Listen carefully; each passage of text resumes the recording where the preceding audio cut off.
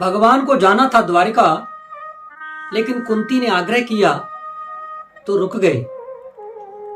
और उधर भीष्म पितामह भी तो उनका इंतजार कर रहे हैं, क्योंकि भीष्म पितामह ने कहा था कि प्रभु जब मेरा मृत्यु का समय निकट आए तब तुम मेरे पास रहना। तो भीष्म पितामह के पास पांडव और द्रौपदी को लेकर के गए। जैसे ही भीष्म पितामह के पास पहुंचे तो भीष्म पितामह ने कहा कि हे गोविंद, मेरी मृत्यु को मंगलमय बनाने के लिए आप यहां पधारे। भगवान बोले कि हे भीष्म पितामह, मैं चाहता हूं कि इन पांडवों को तुम उपदेश करो, इनको उपदेशित करिए। भीष्म पितामह बोले कि प्रभु मुझे तो उपदेश करना नहीं आता है, क्या उपदेश करूं? फिर भी मैं प्रयास करूंगा उपदेश देने का। तो भीष्म पितामह ने उपदेश किया कि हे युधिष्ठिर, तुम गृहस्थी हो, राजा हो, तो सबसे पहला धर्म तुम्हारा क्या है? और सबसे पहली बात तुम ये जानो कि यानी कि आपका जानने की जो सबसे बड़ी बात है कि भाग्य नाम की कोई वस्तु होती नहीं है, कि भाग्य नाम की कोई स्वच्छंद वस्तु होती ही नहीं है। जो आज हम सत्कर्म करते हैं वही कल का भाग्य बनता है, और जो आज हम दुष्कर्म करेंगे वही दुर्भाग्य बनेगा। क्योंकि देव देव आलसी पुकारा, देव देव आलसी पुकारा, भाग्य की तो वही सराहना करते हैं जो आलसी होते हैं।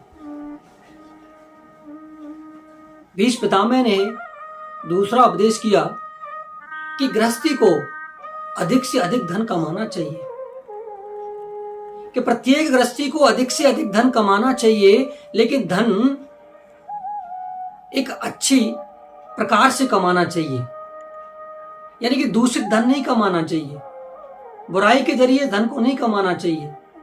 और उस धन को कमाने के बाद उसमें से दशांश सामाजिक कार्य या ईश्वर की सेवा में लगाना चाहिए। अश्वत्थामा यानी कि जब भीष्म पितामह ने कहा कि इसको दशांश को लगाना चाहिए, आगे उपदेशित किया कि हे युधिष्ठिर, पाप होते हुए कभी नहीं देखना चाहिए। जहां पाप हो रहा हो वहां नहीं देखना चाहिए, क्योंकि उसका अभी पाप का भाग आपको बनना पड़ेगा। यदि आपकी सामर्थ्य है तो वहां उस पाप को खत्म कर सकते हो, यदि आपकी सामर्थ्य नहीं है तो वहां से आपको हट जाना चाहिए। इतना जब द्रौपदी ने सुना तो वो हंस गई। भीष्म पितामह ने कहा कि देवी तुम क्यों हंस रही हो? द्रौपदी ने कहा कि भीष्म पितामह, आप आज इतना बड़े बड़े प्रवचन दे रहे हैं, उस समय आप कहां थे जब भरी सभा में दुशासन के द्वारा मेरे चीर का हरण किया जा रहा था? उस समय जब पाप हो रहा था तो आपने क्यों देखा? मैंने आपसे बार बार कहा कि इस पाप को रोक लीजिए, लेकिन आप लोगों ने कुछ नहीं सुना और अपनी गर्दन को नीचे लटका करके उस पाप को देखते रहे। तब आप कहां थे?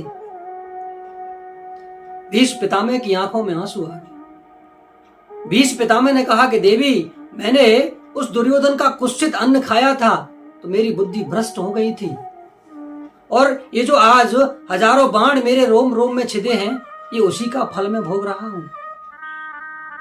द्रौपदी ने कहा कि प्रभु, कि मेरी ऐसी कोई मनसा नहीं थी आपका दिल दुखाने की।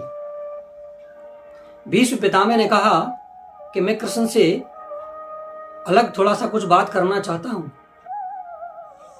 भीष्म पितामह ने कहा कि अर्जुन, मैं उसी रूप का दर्शन करना चाहता हूं जब आप मुझे रथ का पहिया लेकर के मारने दौड़े थे।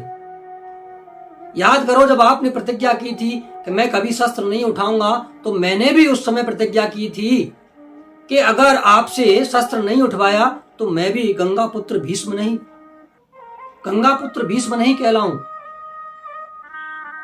जब भीष्म पितामह ने बाणों की बौछार कर दी तो अर्जुन घबरा गया। कृष्ण ने देखा कि ये तो अर्जुन को मार देगा, और रथ से उतर करके रथ का पहिया लेकर के भीष्म पितामह की ओर मारने के लिए दौड़े। भीष्म पितामह ने अपने बाणों को छोड़ करके और हाथों को फैला करके खड़े हो गए। गोविंद मुझे मार दो, चाहे तो तुम मुझे मार दो, लेकिन भक्त की प्रतिज्ञा को पूरी करने के लिए ईश्वर ने अपनी प्रतिज्ञा को तोड़ दिया, मैं यही तो चाहता था। एक भक्त की प्रतिज्ञा को पूरी करने के लिए भगवान ने स्वयं अपनी प्रतिज्ञा तोड़ दी, मैं यही तो चाहता था। कृष्ण ने कहा कि भीष्म पितामह, आपको तो इच्छा मृत्यु का वरदान प्राप्त है।